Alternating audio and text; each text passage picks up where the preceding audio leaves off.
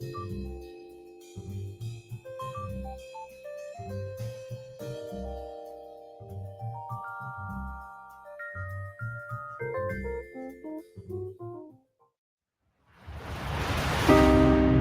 not inadequate. You are perfectly capable. I mean, what is it about a parent that when their child turns 5, all of a sudden the parent's no longer a viable option? Like, oh, you're done. Now it's the school's turn.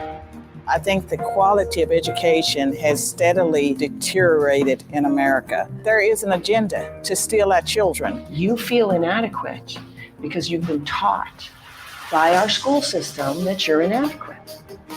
We had no frame of reference for homeschooling other than it just seemed like torture. Like, why would a sane woman choose to be locked up with her kids for 18 years in a row when a school bus would come and take them away and give you like a 9-hour break every day?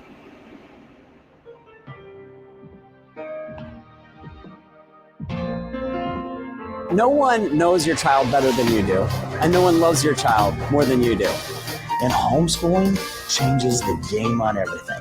Homeschooling allows us to say to the child, what sort of life do you want? What sort of God-given dreams, talents, and abilities is he speaking into you? When we think about classroom education and we ask what makes for good education, almost every professional educator will say low student-teacher ratio, teachers who care, good methods, good curriculum.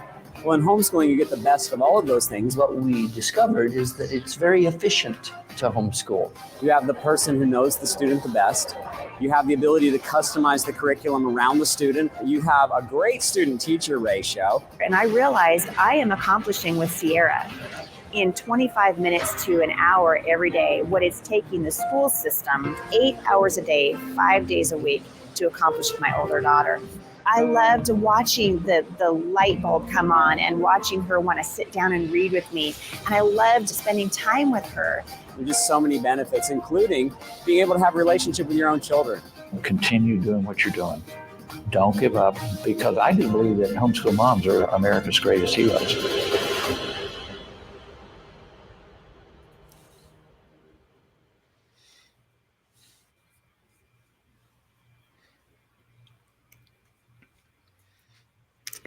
Welcome back to the Homegrown Generation Family Expo. And look who I am here with, Leigh Bortins. I know that so many of you are so familiar with her, especially if you are a Classical Conversations family. You're very familiar with the name Leigh Bortins. And so, Leigh, we are so excited to have you here with us. Thank you for joining us for this event. Leigh is the founder of Classical Conversations, and Leigh, you have had a great impact and been just a huge blessing to so many families, including our family. We actually did CC for 3 years when we were in California, had an amazing CC community there. I hope some of you are watching, though I happen to know that today's Thursday and Thursday is their CC community day. So they're going to probably watch this later. So hello to all my CC people back home. We miss you dearly. But we loved CC. It was just an incredible organization and a true blessing to our family for many years. And then we took off on the road and we've been traveling for the past 3 years. So we have not had a chance to be part of a community, but we are grateful for what you've done. So welcome to the expo. We're glad to have you. Thank you so much. It's really good to be with you, Yvette, and all the listeners out there and viewers. I'm excited about this next hour. Yes, it's going to be lots of fun. You are talking today about 100 books that make classical literature approachable. And I am totally intrigued with just the title because it's going to be fun. And the reason I came up with the title is so often when we're at homeschooling conferences on classical education, people will rattle off, the best books. And most of them are books none of us can read because the writing's too hard or it's too ancient. And I'm always thinking of books that can help you get to that place where you can read those books because they really are approachable and they're really great books. But you almost need to read 1,000 good books so you can read the top 10 great books. And so I want to begin that conversation today. Yep, I love that. Before we jump into that, would you tell us a little bit about you and your family? Sure. My husband, Rob, and I are now grandparents. We have 4 sons, and our eldest, Robert, is expecting their 3rd grandbaby. We are about to graduate our youngest, David, from a school in California. And both William and John, the middle 2, live here by Classical Conversations, and they we see them all the time, and just our family's super close. I'd like to say one thing that relates to the topic in my family. Lots of times, really what's different about homeschooling kids. There's all kinds of great students and all kinds of great situations and or school situations. And I would say, yeah, there's kids that'll learn something in a cave if you just left them there. But the one thing that I'm seeing with my grown sons, now that they're men in their 20s and 30s, is they choose to read books every single day. And very few men across our country read classical literature, sport, any kind of literature throughout the week. And so to see them as grown men reading, John had a surgery a few months ago, and for his recovery, he reread the challenge books, right? So I just really love homeschooling, and I love what you've been doing, and I love my family. Yes. Well, we are very grateful for you and for the vision that the Lord has given you for the homeschool community. And so thank you for all that you have done to serve at the homeschool community. Yeah. So I'm going to turn it over to you. I'm going to step out. I'm going to go actually have a vanilla bean frappuccino that my sweet neighbor just brought to me. And then I'll jump back in at the end for some Q&A. If you guys have put in your comments, that would be great so Leigh can see them. But if you have questions, we will answer those at the end. And by we, I mean Leigh. We'll answer those at the end, and I'll help her kind of sort through those. But if you could put in front of your question, just put the word question so that we know that it's a question and not a comment. And then we'll get to those at the end after Leigh has presented to us about these amazing books. So Leigh, thank you so much. I'm going to turn it over to you, and I'll be back in just a little bit. Thank you, Yvette. And while Yvette leaves us, I just want to just give her and her husband a lot of kudos. That advertisement that we saw before I came on about Schoolhouse Rock, I mean, it's just really important, and that they're creating that movie. And I just want to encourage you to support it. And I echo everything that was said in there. I think was true and encouraging. And I really hope that we get to see that movie on the big screen one day. I also want to let you know, I see all of you that are sending in chats and comments, and I appreciate your enthusiasm. And like Yvette said, hopefully we'll have some back and forth towards the end of the hour. Okay, so I tend to do my kind of due diligence and the duty things first before I speak, because I'm afraid of forgetting the most important parts. And that is, of course, making sure that if you don't get to listen to the whole broadcast or get questions answered, you know the resource in order to go find questions, and to get your questions answered. And that's, of course, classicalconversations.com. But I really want to promote more today our book site, classicalconversationsbooks.com, because all the books that I'm going to be referring to are for sale there. Also, because they're classics, the majority of the books are available, used, and just all over the world on websites. So we appreciate when you buy them from us. But I know that if you've been homeschooling for a while, a good many of them are on your bookshelf already. And so this might be a fun time to revisit books you read with your younger children, or look forward to reading with your older children, because maybe you read them in high school or college. So then I also need to let you know we have prizes. And so if you go to classicalconversations.com/homegrown, there's a place to register, and you'll be able to get, make sure I get this right, $100 worth of CC merchandise. We'll be doing drawings from the names of the people who register. And so that will be our gift to a few of you. And then right now, you should be able to go to the Facebook page and get my actual PDF of the 100 books. Just so you know, it's way more than 100 books in the CC curriculum. And so one thing that some people say to me is like, I don't see any books by, say, Aristotle or Augustine or some of the other classics. And the reason why is they may be in our anthologies, or in we have a short story collection, which has classicalists in it, as well as we have an American document collection that has classicalists in it. So we don't always have the title by author on our book site. And so I just wanted you to kind of know that if you look at the anthologies and the list of the authors there, you may find some of these stories that we're going to talk about today. I think that's about it. There's one more thing I want to talk about, actually, before we dive into the books. We are now able to accredit our high school students that are in the Challenge 2, 3, and 4 program, specifically in some literature courses. So in other words, they can get college credit. And something that's been really wonderful, I think, is the Challenge 3 and 4 communities are now getting waiting lists because parents want their children to be able to get not just the CC experience, but also the credits for college that go along with that. And one of the reasons we have a waiting list for the college credits, it's been super popular, is because we cannot get enough people to grade the children's papers. They do the same assignments as Classical Conversations does. There's nothing added to it, but we have to have an accredited professor with their master's in order to say, yes, they did the work that they said that they did. And so think about this as an opportunity, parents. I'm asking any of you that have a master's to contact us at customerservice@classicalconversations.com and ask about being a grader for our CC Plus program. You can actually be paid while your children are in Challenge. So this is a new opportunity we have. And one of the first things that we're going to be doing is beefing up our literature program and our literature credits. And so that, of course, goes along with today's title. So I wanted to be able to say something about that. So thank you for humoring me. And if any of that information, the bookstore, the sign up for the prizes, or information about being paid to be a grader for CC, tell your friends to listen to the beginning of this tape or this audio if they're not willing to watch the whole thing. And I'll review a few of those things when we sign off for those that signed up late. So let's talk about reading and literature. A lot of people don't really know a lot about me in the sense of how I learned to read, or why I'm so adamant about literature and classical education. So I thought I would take a few minutes to explain a little bit about my background.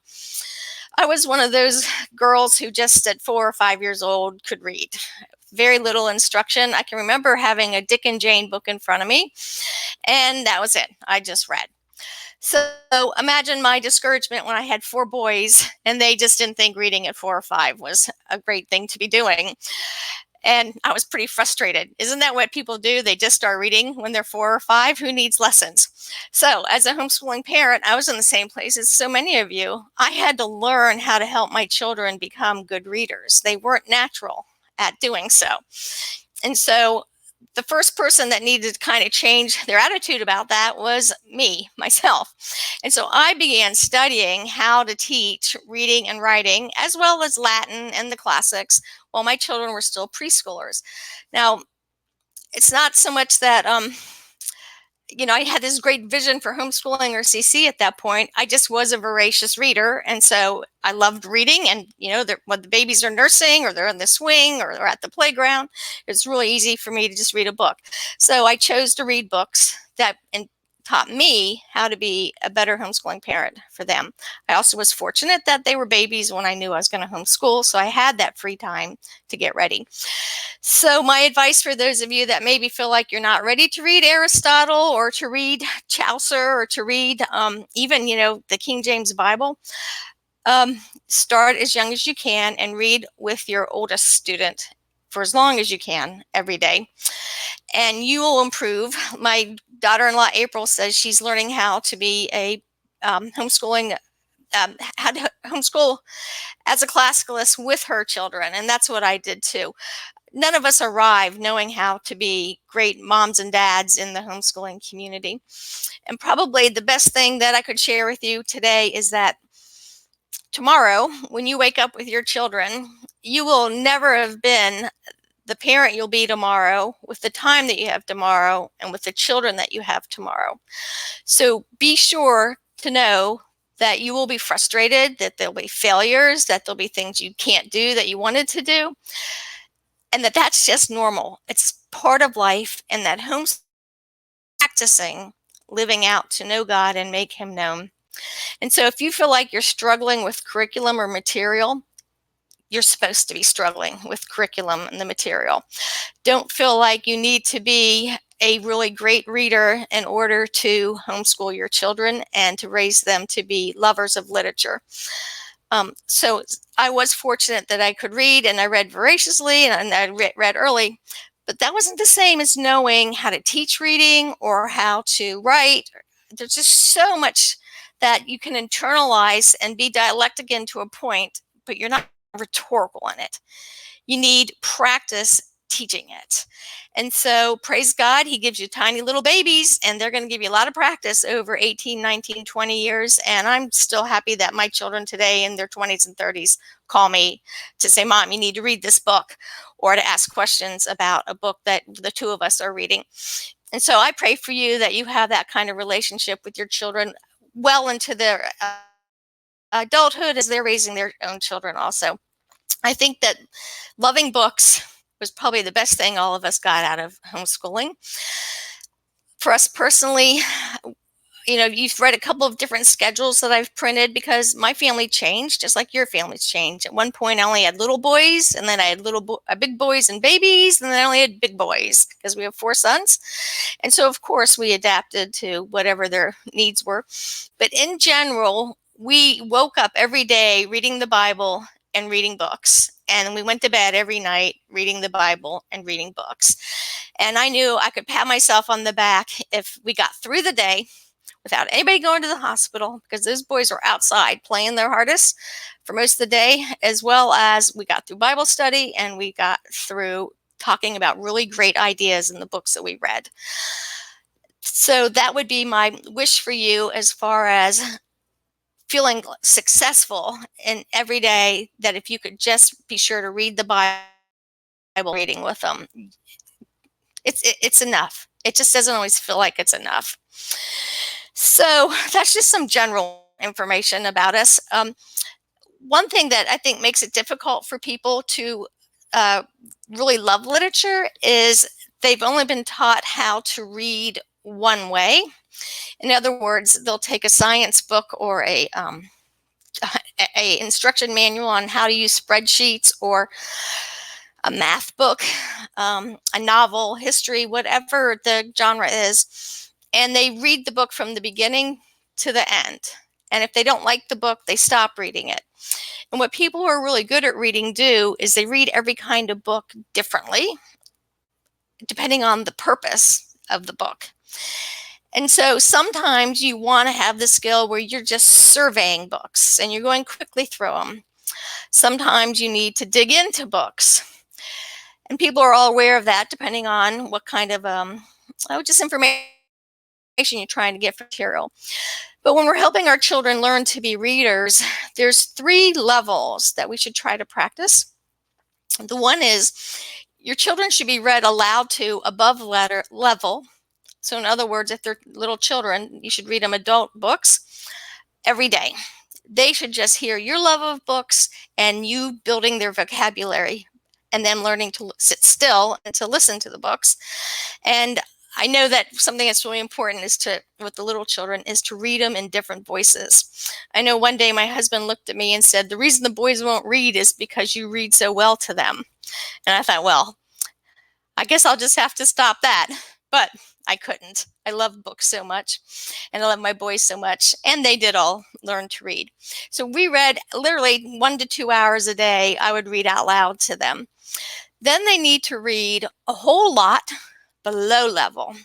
So say you've got that 4th grader. I'll just use myself as an example. In 4th grade, I read every Nancy Drew novel 3 or 4 times. And now when I look back in that year of reading, what was I learning to do? I was learning how to not see the words I was reading. Now, what do I mean by that? So Nancy Drew books were very much below my reading level at that point, but I loved the mystery and I wish that I was Nancy Drew. And so by reading the same style book and the same author over and over again, I was learning to see through the words to the meaning, and I was teaching myself to speed read.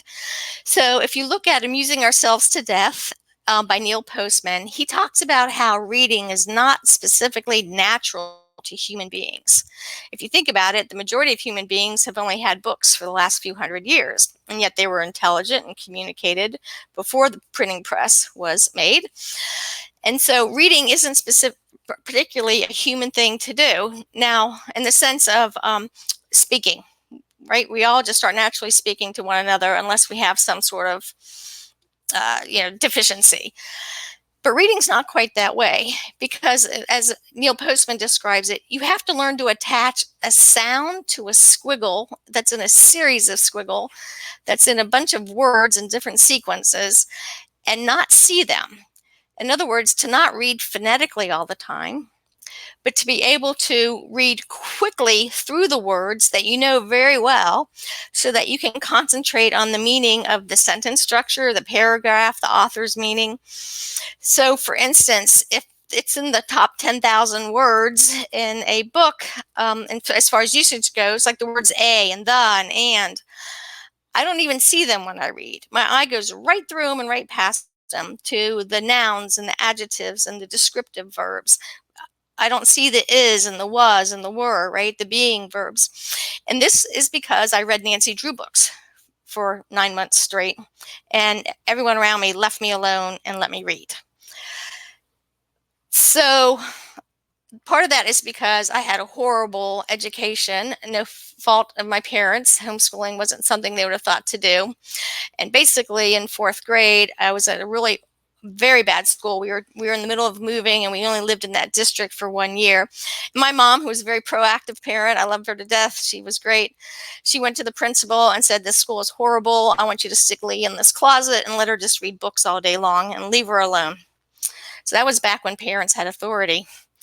And so that was what I did. And then, of course, the following year we were in our new home, and my parents made sure I was a safe school at that point, where the teachers had something to teach me. So I look back at what could have been a really bad situation as actually being a good situation, and knowing that the Lord redeemed all things. So if you feel like your children are being pulled out of a bad public school situation, or you yourself really haven't been great at teaching them reading, it's okay. It's something they're going to do for the rest of their life. But don't overlook when a reader starts becoming voracious and reading the same things over and over again. That's a really important stage in their development. So that's all below level. But of course, you want to stop them each day and say, okay, wait a minute, you need to struggle with reading a little bit today. And so they read at level also each day. And the reason they're reading at level is, of course, so they can learn to wrestle with ideas they haven't thought about before, sound out big words they haven't seen before, string together ideas they've never thought of, listen to voices that they haven't heard from before, from history or science or whatever genre that they're reading. So I just said a lot of words there. So let me recap. Read a lot aloud to your children. Let them read a lot below grade level, whatever that means for them. And then each day in their so-called reading lesson, have them read a little bit at their own grade level to keep improving. And a lot of times what that will be is out of the book you're reading aloud to them. If it's above their level, just have them read a sentence or two out of it. So what age group am I talking about here? All of them. That never changes. If tomorrow I want to go learn something new, I will have to get a really easy reading book and practice reading through that and take notes and slow down and go slowly through it. And then as I get better at it, I might be able to read a history or a science book or a novel that relates to that topic that's more at my level. And something that would really benefit me is if somebody who also was interested in that subject would discuss it with me or read aloud to me or help me understand instruction manuals, but somebody who was above my level of understanding was helpful to me. So a place where we can start talking about approaching the ability to read the best books ever written is to think about our middle school children in a couple of ways. So one is that most homeschooling parents attempt phonics or whole language or some sort of instruction in reading where they know they need to spend some time with that child and get them to the point where they match the sounds with the squiggles and the words. Nobody would think otherwise, that you wouldn't want to help a child do that. But one of the things that I see is a lot of homeschoolers don't help their middle schoolers in the same way. They think because they can read anything. And that's just not true. So as an example for my own family where that became apparent to me was when we first started Challenge, and I had my own children in American documents, because that's what you should do in high school. You should read the Constitution and the Northwest Ordinance and the poetry of the time. Know what the founding fathers said and what the real laws are for our country and how to be a citizen, right? All those things that you want for your children, I wanted for my children. And so we opened up the books and I went, I don't even know what this says. So together we would treat it like it was phonics books while we were reading the Constitution or the Northwest Ordinance or any of the books that are in our Words Aptly Spoken American documents. And so therefore at Challenge 1, one of the things that we have our students do is rewrite those documents, because it makes you learn how to, or it makes you slow down and read it well enough and try to understand what the author is saying. And so when you're given a 20 or 30 word sentence where 10 to 15 of it, like 60% of the words, you don't know what they mean, don't give up. It's just like when you're learning phonics. You have to take the time to back up through the articles and the words. Now, that's what I mean about spending a little bit of time each day on that level of reading. Because of course you want your Challenge 1 student to just race through the books that they love and read them over and over again and still have read alouds as a within your family. But they need to continue practicing reading hard things. So that's one of the steps to getting to the place where you can read the great classical literature of history. The other way to do that is to start with what I call coming of age stories. There's a reason that there's Newbery winning books, and I would caution you to stick before about 1960 in the books you read. But the majority of them are coming of age books of children who are the same age of the children that are reading those books, middle school age, who are specifically trying to figure out how to live in an adult world. So before the 1960s, Newbery literature books they're award-winning books. There's lots of good books that never made to, the Newbery list, but books before that time period tended to have expansive vocabularies for middle school children. All right, so let's take a break from that idea. So when I realized that I could not read Shakespeare easily, or the American documents easily, or Aristotle or Augustine or the Church Fathers, I said to myself, I have to figure out a way to get there. So what I did is I started reading all the classical, or what we should say as junior classics, out loud to my boys, and I began to change. And of course they were changing because one, they're growing, they're going to change anyway, but they were beginning to hear words and ideas that we had never discussed as a family because we didn't know how to broach those ideas. And so one of the main purposes of the Challenge Literature program is to put into the family's hands books that prepare you to be able to read the best books of history. I'm hoping that makes sense. Chris is nodding. It makes sense? Okay. Well, we'll see what your questions are at the end. So let's go ahead and start looking at this. Give you guys time. Apparently on Facebook somewhere, there's this list. It looks like this. There's a PDF of 4 pages. Trying to print it front or back. There's 4. And I'm going to refer to a few of the books. I'm not going to go over all 100 of them by any means. We could be here for 3 days. But I want to talk about why these books help you to be able to read the best books. Now, before we talk about the books that get you to the best books, if you have that PDF, look at the last page and the page that was before it. You'll see after the number 100, it says best a lot of times. This would be an interesting book discussion for you to have. It'd be an interesting blog page for someone to write. What are the 10 best books that every proficient reader should aim to be able to understand? And we can cheat a little and talk about authors or collections rather than the actual book. But what I've pulled out here are the actual books that we read in our Classical Conversations program to show you that comparatively in those first 100 books, what do we have here for best? 4, 8, 12, 6, about 20 best books. but they read 100 in order to get to there.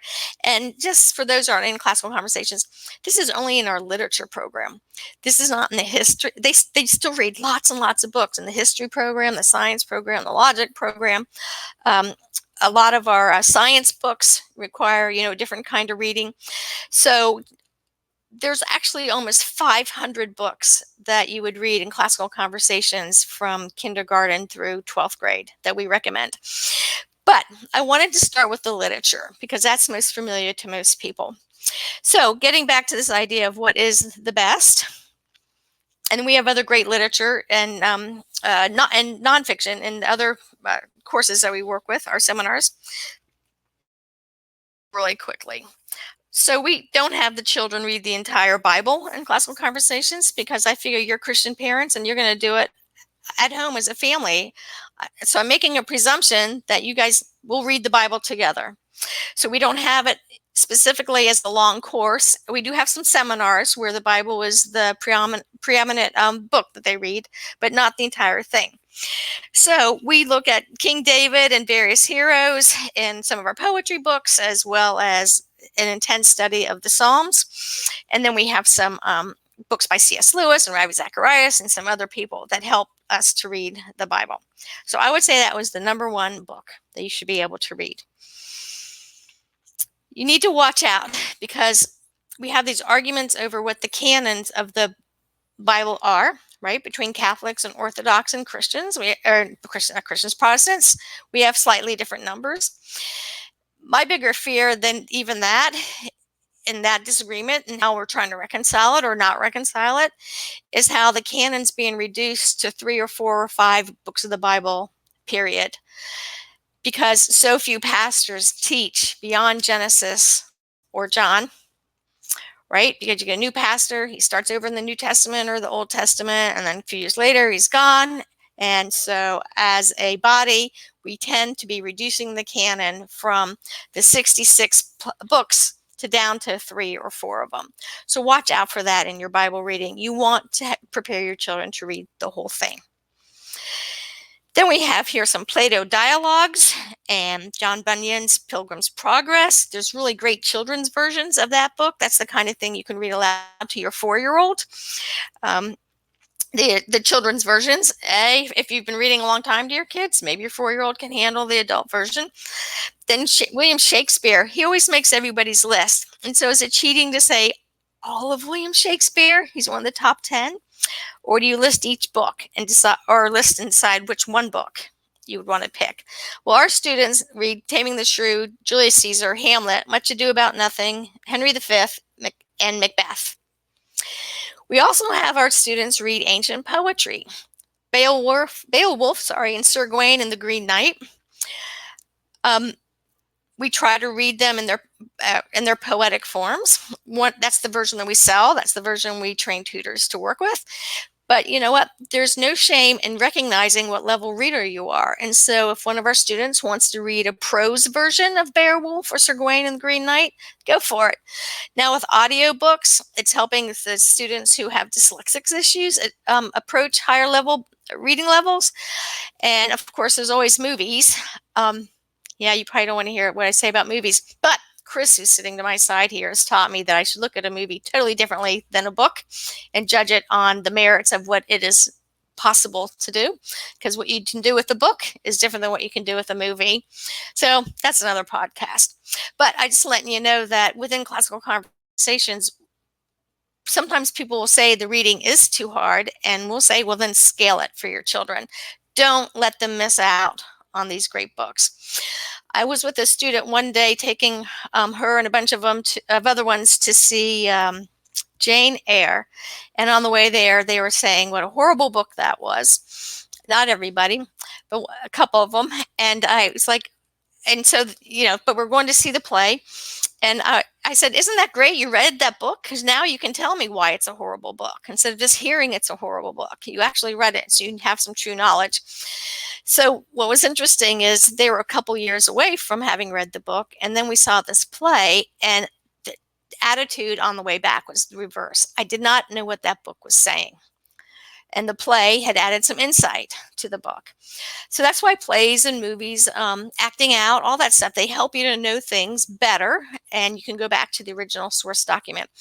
So what was really interesting was to have these about 19, 20-year-olds be able to reflect that evening and say, I guess when I was 16 or 17, I didn't have as fully formed thoughts as I do now, right? So that's the whole message of classical education, is that we're always practicing.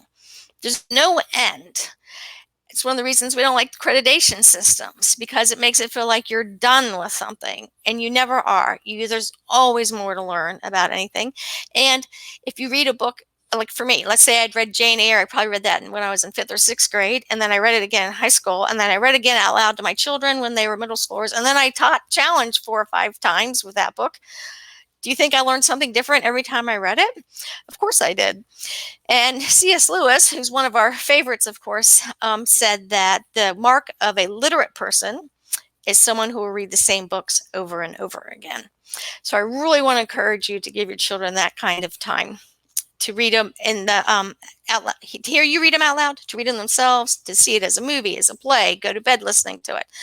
Whatever the kind of literatures that are enjoying, keep at it. Help them to be copious listeners as well as copious readers with a copious vocabulary, because that's what's going to get us to being able to read the poetry of Beowulf or Sir Gawain, Canterbury Tales. And then we dive into some little bits of writing that's very popular in the Theogony from Hesiod, as well as a lot of Homer, the Iliad and the Odyssey, and then of course John Milton again, not John Milton again, I was confusing him momentarily with John Bunyan, but John Milton's Paradise Lost, and then Virgil, the Aeneid. So the authors I have listed on the left would be ones that classicalists would argue are the best writers of all time. Now, one of the things that we do with reading and writing and discussion within classical conversations and just the classical model is we are actually trying to raise adults who don't just read Homer, but they can write like Homer. And in order to write like somebody else, it means spending a lot of time reading their works. So one of the models that we have throughout the curriculum, I'm going to delve into writing for just a minute, because it doesn't matter whether it's copy work with your kindergartner or a paragraph with your middle schooler or an entire essay with your older children. The best way to learn to write is through mimicry. Actually, it's the best way to learn everything. So this is why we use IAW's course by Andrew Pudewa, who was one of the speakers at this event. What he has done is he's put together a system which helps you learn how to take somebody else's ideas and you just basically act as the editor of it. Because it's a hard task for a young child to be creative while they're working on clarity and while they're working on grammar.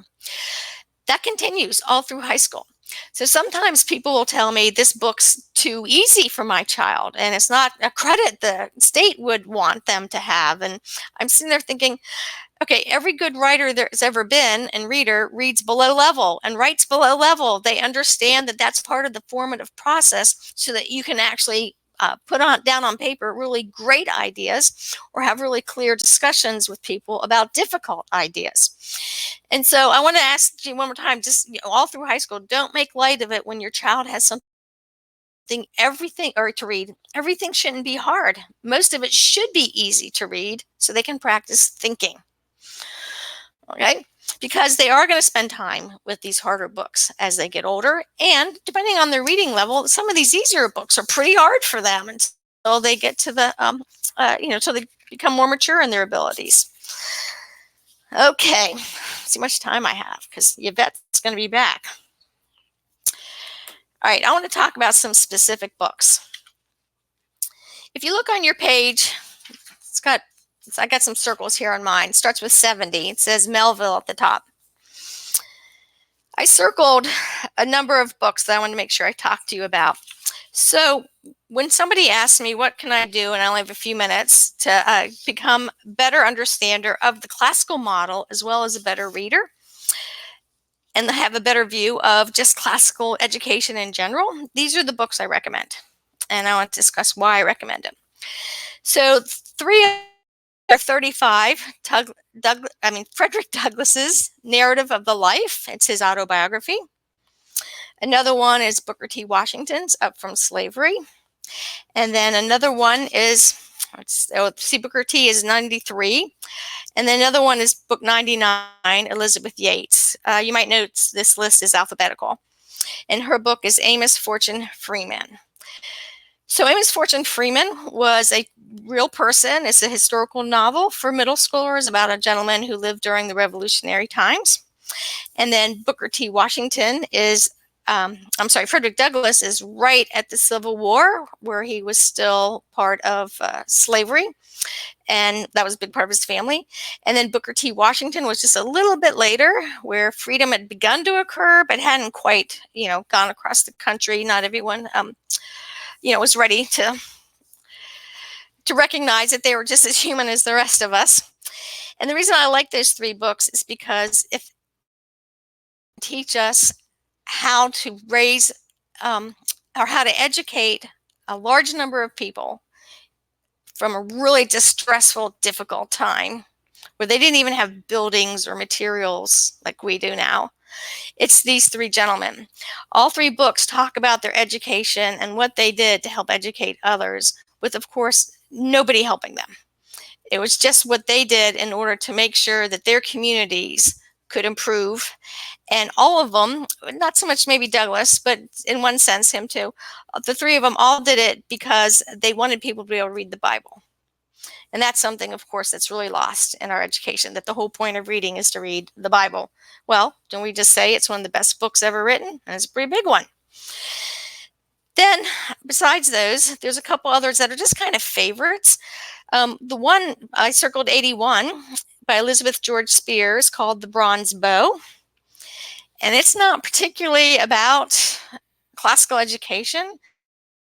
It's about finding our Lord Jesus as our Savior and recognizing that the world's influences are not going to help you to do that. And of course, it's a pretty easy read, as well as a historically accurate read about the life of Christ and his time in Jerusalem. And then everybody's favorite, who sticks with classical education. I'm trying to find the number. It's Latham's, here we go, number 60. Jean Lee Latham, Carry On, Mr. Bowditch. If you really want to understand the classical model of education, read that book over and over again and discuss it with your older children. It's the story of a young man who, through a series of unfortunate events, mostly poverty, was unable to go on to Harvard to go to school. It's a true story. Because he had to work, like many 12-year-olds. And we think that's such a bad thing now. But that was reality back then. And so since he couldn't go on to school, he was very autodidactic, which means self-teaching. And so the book describes how, even though he was woefully sad about not being able to go to an institution where he could hang out with colleagues, which is the point of college, be with people who encourage you with the studies that you want to work with, he did it all on his own. And he did it through observation and notebooks and thinking, finding his own mentors, and wrestling. So if you read that book, and then you look at some of the books that I've written, The Core of the Question, Conversation, or like The Well-Trained Mind, or some of the books Andrew Pudewa or Andrew Curran have written, what you're seeing is that all of us talk about finding good original source documents, wrestling with the authors by either reading and rereading or writing down their ideas and then rewriting them, outlining, notating them, talking to somebody about them. That's why it's called Classical Conversations. That what Mr. Bowditch did is what we keep describing. And really, we're describing how everybody learned before there was institutional education. So the thing that's interesting about him is I grew up near the Naval Academy. I lived in Annapolis for quite a long time. And that's where his books are still there. And they do teach out of the curriculum that he wrote. So that was during Revolutionary time. And so think about this. His navigation tables, that's what he wrote. His navigation tables are still being used 250 years later as an original source document at one of the finest institutions we have in education. So you can't go wrong reading any of those books over and over again. Look at my time here. Okay, 5:12. I got a few more minutes. So Yvette's going to be back here soon. And so I wanted to make sure that I was clear on these 4 pages on a couple of points. One, I've already said they're alphabetical order. They're actually in the challenge curriculum. We're making a separate list of the books that are in the foundations curriculum. If there's an author who you're not familiar with, if you look through the catalog, look to your far right in the anthology, and that might be where you can find the book. If you look at the level, that means what challenge level, where we read the book in and discuss it and write papers. With the type of novel, okay, look at that. Look at what we're reading. Short stories, novels, biographies, legal documents, all right? Down lower, poetry, speeches, dramas, essays, novellas. We read so many different forms of books that there's something for everybody. And another thing is, example, let's say in challenge, your child's being asked to read something that's just too long or too hard. Maybe you're having a baby that week, or you went on vacation, or who knows what. Well, they still can just read part of the book, or they might find a short story from that author, or they might be able to find an article written by that author. Just make sure that they don't give up, that they don't say, oh, I can't get this done. They can get something done that's appropriate for the time that they have and the reading level that they are that they're at. Okay, so I also wanted to say something about Charlotte Mason. People have asked me a number of times how Charlotte Mason different from classical conversations or classical education. And I've read her books, I've used her method, her model, whatever you want to call it. And what I firmly believe is that if she had continued writing pedagogical books for children past 8th grade, right? That was she addressed children that were through about 13 years old because they were going to go be apprenticed or do something else, that she would have finished her thoughts to be the same as the great classicalists did, that she was doing what was necessary to get children to the place where they were literate.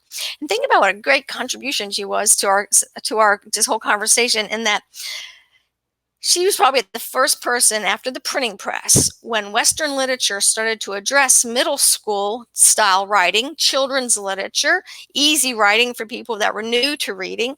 She was really great at showing us some of the good pedagogy so that we could help a non-reader become a reader. When I read my book, when I read aloud to my children, I pretty much read exactly how she would have described it. I just do more with my children than that because I know that they're going to go into some sort of quadrivium or highly academic program as they get older. Now, if I had a child who wasn't that way, I might have done things differently, but every single one of my children were born able to reach high levels of education, and so that's what we were preparing for. But that doesn't mean that in the morning when we all woke up and were reading these books, there was any stress to it, or in the evening when we were going to bed reading these books, there was, read another chapter, turn the page, Mom, don't stop now. That's the kind of thing that we were hearing when we were reading books. So I'd like to really promote Sarah McKenzie, who's another speaker, I believe, in this conference. She has the Read Aloud Revival. Go to her blog and listen to her podcast on talking about just good books and how to teach children how to read. I just really appreciate her efforts, as well as I mentioned earlier, Andrew Kern and what he has to say about Christian pedagogy, as well as Doug Wilson and his books for parenting and how to help with just education overall. And then another resource that we sell at Classical Conversations is called Teaching the Classics by Adam Andrews. And it's a list of 100 plus questions that you can just ask yourself while your child's reading a book to think ahead to, how to engage in conversation with the books. Since so few parents have been read to in the last generation, a lot more parents than it used to be are coming to me and saying, my mom never read to me, or nobody in school ever asked me to read a book. I don't even know how to discuss books with my children. Right. So teaching the classics and the IEW, LTW, those all give you ideas. I call those books grandma books. Even when I wasn't a grandma, I called them grandma books, because by studying those, as well as the Writing Road to Reading, which is a book on phonics, they give you such a broad overview of not only the grammatical dynamics of reading and writing, but also the love of learning and the recognition that children have different styles of learning. and that it's all for God's glory. That if you would read books like that and teach yourself through Writing Road to Reading, IEW's books, Lost Tools of Writing, teaching the classics, you would find that you can start to also read more difficult books than you thought that you would be able to. When I was 24, I read The Writing Road to Reading for the first time. And I told you I was a voracious reader, and I did a lot of the right things, except my vocabulary was limited because the books I've been asked to read weren't very difficult through high school. And so when I stumbled on The Writing Road to Reading, a girlfriend who was homeschooling was actually putting together a class, and we went to a university professor, and he taught 10 or 12 of us homeschooling moms how to use that book. That's how dedicated we were. We would pay a lot of money to go have a professional help us because we had to figure these things out. We didn't have conferences at that time or curriculum. And so as I'm reading this thing on phonics, which I'd heard of, and I must have used because I was reading so well, what I discovered is my reading level began to escalate as an adult because I didn't struggle with some of the bigger words that were maybe Latin-based or German or Russian, right? If you read a lot of extensive books, you're going to get a lot of languages mixed. The phonics actually helped me to decode better than I could before. So I don't think much of homeschooling had anything to do with my children. I think it all had to do with me and the Lord sanctifying me and wanting me to be able to know him better and share him with a broader range of people and to be interested in what all folks are interested in and to be able to ask good questions so that they too can be wooed to Christ. And so I really want to encourage you to not give up on homeschooling. If you just feel like you're not doing a great job with your children, you probably aren't. You're probably right. Who cares? Just keep at it. There seems to be this disconnect between people who want things to be practical and efficient. And so if I'm hiring an employee to do a job, yes, I want them to get the job done for the shortest amount of time with the most productive output because there's dollars attached to it. But when I'm with the child and I'm developing a soul, right? Our goal is to get souls for our children. I want them to struggle. I want them to wrestle. I want them to cry, to be mad at me. I want to know for a small amount of time every day that they are doing the hard work of thinking about the next thing. Because I know when they have a Sabbath rest from it, the light bulb will turn on. And then we can work on something else that's just a little bit harder and causes problems for us. Okay, so Yvette, you said you were going to be listening. I'm about to wrap up. I'm back with you. Hi. Hey, I just want to say one more time, because someone commented, go to classicalconversations.com /homegrown if you want to register for the prize drawing. Somebody asked that. Okay. And I missed that. So I stepped out for a little while. What's the prize drawing? Oh, if you go to our site that I just mentioned, we're giving away $100 in swag. That's the reason you all joined, right? Was to get the cups and the mugs and swag. Not the book list. Nice. Okay, great. So so classicalconversations.com /homegrown. Yeah, /. Yep. Cool. Very cool. We're promoting you. You've been doing such a great job. Oh, thank you. Well, you guys have done such a fantastic job of helping us to get the word out about this event and just the support that you have brought to Schoolhouse Rocked. And I just want to say thank you. You're welcome. You, from the beginning, Classical Conversations has been an incredible encouragement and support to us. And I want to say the thing that has actually encouraged us and supported us the most, you've sponsored the movie, but what has been the most exciting thing is that we will call one of your team members and we'll be talking business stuff and they'll say, okay, that's great, but how can we pray for you guys? How can we pray for your family? And it's just been kind of a known thing that you guys are a team who is dedicated to praying and to lifting all things up to the Lord. And so we as a family have appreciated that more than you can even imagine. And just to know that your team is there praying for us through this whole process of getting this movie done. So thank you so much for how you have supported us in doing this. We certainly can't do it alone. And we haven't. Yeah, you've had lots of supporters. Yeah, something the audience probably doesn't know is that we have what's called 11 at 11 and 11 o'clock every day, every work day. Everyone's allowed to quit work and read for 11 minutes because studies have shown that if you read the Bible 11 minutes a day, you'll be done in the course of a year. And so our entire staff, even the non-Christians that are here, know that 11 o'clock, everybody's reading their Bible. So we're trying our best to know him within our business mission too. So thanks for noticing. Yeah, that's awesome. Thank you. And you have a great staff there. We love you guys. So here are a couple of questions that I've seen pop up. And if you guys have more questions, please pop those in now. Make sure you put question in front of your question so that we know what it is. And several of these are actually about classical conversations. But I'll read the first one. Just says, if we are not a CC family, can we purchase the American Documents collection for high school that you were mentioning? Yes, anybody can buy anything that's on our website. Okay, so that's just easy to find. Is it called the American Documents? It's called Words Aptly Spoken American Documents. And we have another one they might be interested in called Words Aptly Spoken Short Stories. Okay, great. Perfect. This one is from Sherry. She says, we have 4 kids ranging from 5th through age 3. I like the idea of CC, but when I talk to people about it and they tell me everything they do, it gives me anxiety. It seems like a really heavy load. Am I wrong on this? I want I'm sorry. I don't want our book work to take all day to do it. And it seems like my friends that do this, it's such a longer day. Yeah. That's the call of the parent. I can promise you, except for in the high school years in certain situations, my kids never did more than 3 hours of book work in a day. It's finding that balance. And let me tell you this, I wouldn't include the reading because to me, reading was just life. That's what we did. But I mean, anytime just at their seat doing math or Latin or the things like that, we did a lot of car school. And I think homeschoolers who are successful start to discover that they're trapped.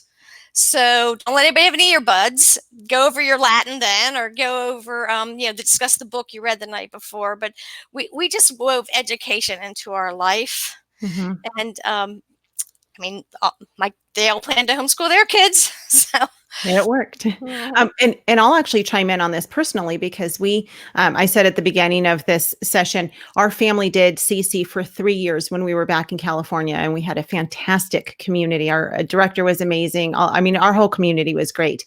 And so for us, my girls were younger at the time. I think, let's see, when we stopped doing CC because we started traveling for the movie, my oldest was in 5th grade, actually, I guess. And we took a very simple approach to it. And maybe Leigh, you can talk about the stick in the sand approach because some may not understand that whole thing.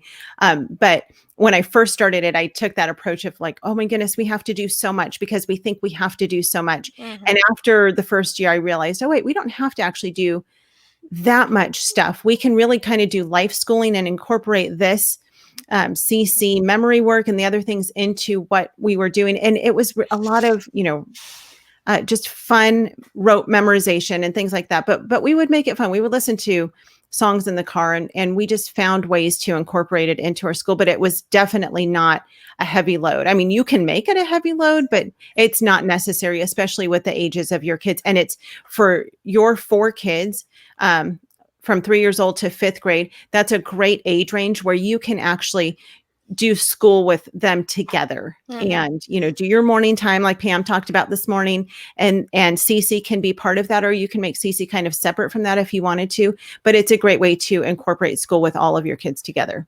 Thanks, Yvette. Yeah. And one thing that people don't recognize is like I'm as eclectic a homeschooler as you can find. And that's why we only meet 24 weeks a year with our little guys. I don't want someone telling me all year long what to do.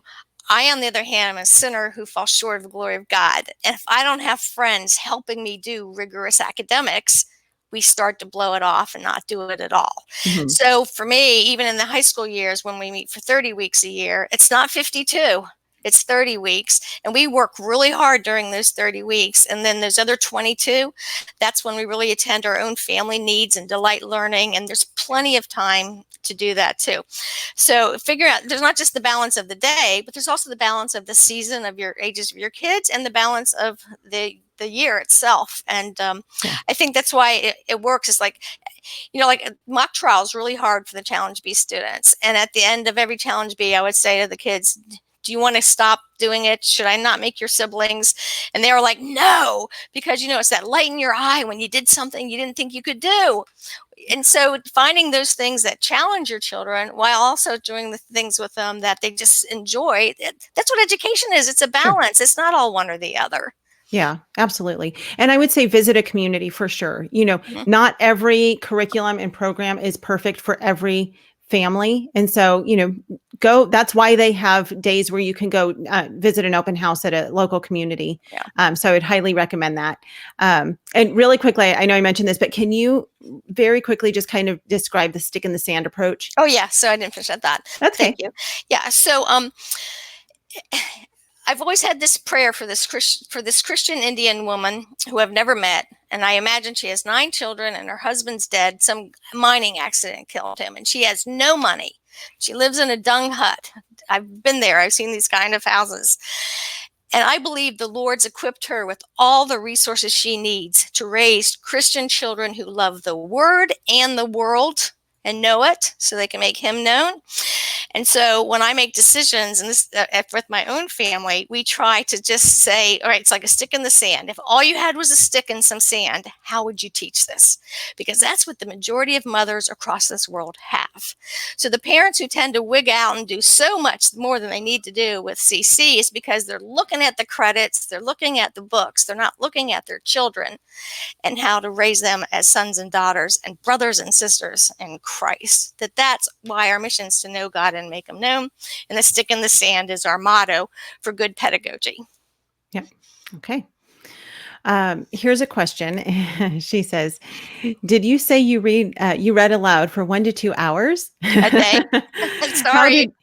How did your children handle that? Curious because I have 2 boys and her boys are aged 11 and 7. And I'm not sure that they can handle that even with busy hands. Well, I started right when they were infants. Like my husband would hold them as they fell asleep, reading instruction manuals and business work to them.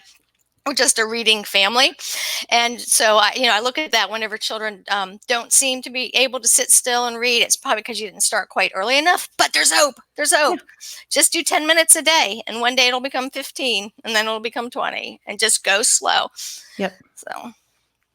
Sarah McKenzie talks about that, that if you start with 10 minutes a day, if you do 10 minutes a day for 6 days a week, it seems like nothing, but that's a whole hour of reading in a week. So if you're a family who's not used to reading aloud to your kids, start small and then just go longer and longer and longer and read books that are interesting to your kids. That's the other thing. It's very unlikely that if you're reading a book that really captures their attention, that they're going to whine and fuss and complain about it, especially. And like you said, it says, even with busy hands, it sounds like you're giving them things to do and allowing them to occupy their hands, which is great. And definitely you should let them do that, especially at their ages. But if you're doing that, it's and reading a good book that they're really engaged in. I talked about this early on one of the sessions that said, oftentimes I'll be reading a book to my girls and I'll say, okay, we've got to move on with our day or it's time to go to bed or whatever. And if we've left a chapter with a cliffhanger, always, they're like, no, don't put it down. Don't stop. I want to hear the rest of it. And so we'll keep reading and reading. And so, if you're reading a book, here's another thing. If you're reading a book that they're not enjoying, it's okay to put it down. And not always. Sometimes we have to push through the book. But that should be the rarer thing than right. And it's really because you really are discipling at that moment. You're trying to teach something specific. And it might not be the content of the book. It might just be the habit of listening or sitting still. So the one thing with classical education, why we talk about the arts, is the content's not super important. It's the art of studying. And that's why it's so scalable and can take up 2 minutes or, the whole day. In my Echo book, I talk about, it's milking the cow. It's loving your children enough to do a little bit every single day that over a lifetime, it's cumulative. And then also being wise enough, like you said, make sure they have some Legos in their hands. There's nothing wrong with, at least in my house, there was nothing wrong with bringing the bicycle inside and reading inside on a rainy day while they rode bikes, right? You must have a big house. Well, they're little kids at that point, they're little big wheels and stuff, right? Right. So, so just being flexible and, living life with them. Yep. Think about our founding mothers, before TV. That's one of the problems is now people don't know what it was like before TV. What did you do? Right. You either played games or read books when you were with your kids because there was nothing else to turn on. Yeah. So Oh, it's man. robbed us. I dream of going back to those days sometimes. It would be so amazing. Okay, so here's another question. She says, will the Foundation's reading list be available somewhere? Do you know, there's already something posted on the website. I don't know where it is. You could text customer service at cc.com and they can find it for you. But probably by fall, I'll have that list put together. Okay. Okay, great. So I'm revamping it. We've had it in segments, so you knew what to read, like for cycle 1, cycle 2, cycle 3, and now we're putting them all in like big lists. So Okay. it's a single page. Okay, fantastic. Okay, and then this is someone else asking for the link to the giveaway. I can't seem to get it to work. So The giveaway site's not working well, she's saying. It is working? Okay. it is working. Okay. Okay. We'll try to repost that just so. Oh, it looks like someone else posted it underneath. Looks like a few people posted it. There we go. So, okay. All right. Well, Leigh, thank you so much for your time and books are not something that I grew up doing a lot. I mean, I would read sometimes, but I wasn't really into reading and it hasn't been until my adult years. And now I love reading with my girls. As a matter of fact, you want to hear a really cool story?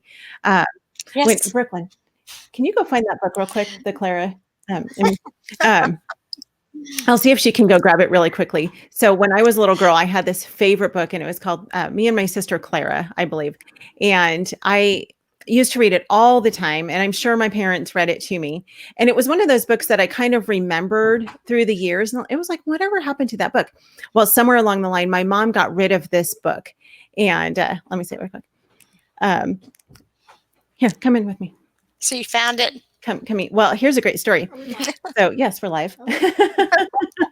This is Brooklyn. And so I had remembered this book, but I didn't remember what it was called or who the author was or anything. It was like one of my childhood memories. And so about maybe 7 or 8 years ago, we went to our local library and every year they would do these, a couple times a year, they would do these big book sales and you could get kids' books. They were like 25 cents. And I found this book. This was the book. Here's the exciting thing. I found the book, and would you believe it was actually the book that was mine? My mom had signed it. My mom had this. It's the same town or different town? Same town, but no kidding. That's it was amazing. Probably, I don't know. It had probably been 30 years, literally, since I had seen this book. So I only can imagine that my mom had sold it at a yard sale at some point or donated it to something. And somehow it resurfaced. And I found my actual book at the library book sale. I could not. It was funny because I saw it and I was like, that's the book. I love that book. I had that when I was a kid and I remembered it and I opened it up and I was like, no way. That's my actual book. Which is so sweet. And it says, "To my little girl, Merry Christmas. Love, Mommy and Daddy." For 1981. Isn't that cool? That's so great. What a story.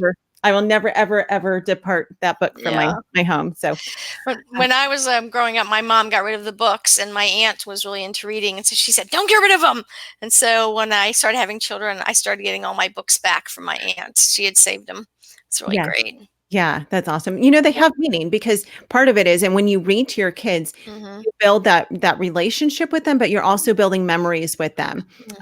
My memory of Little House on the Prairie, reading this series, is I read it to Brooklyn when she was younger, and then we listened to the entire audio version of it as a family as we were traveling around the country filming for Schoolhouse Rocked. And so now when I think about Little House, I have such warm memories of it because it was something that we did together as a family. And even Garrett enjoyed Little House on the Prairie. It's such an awesome series. So, I know. Laura Ingalls Wilder. She's a well, maybe next author. year, if you do this again, we can do the children's books. Yeah, that would be fun. That would be fun. So, well, thank you again, Leigh, so much. You are such a blessing to me, to so many. And you guys, we are going to be back in about 20-ish minutes or so for our last roundtable session of the day.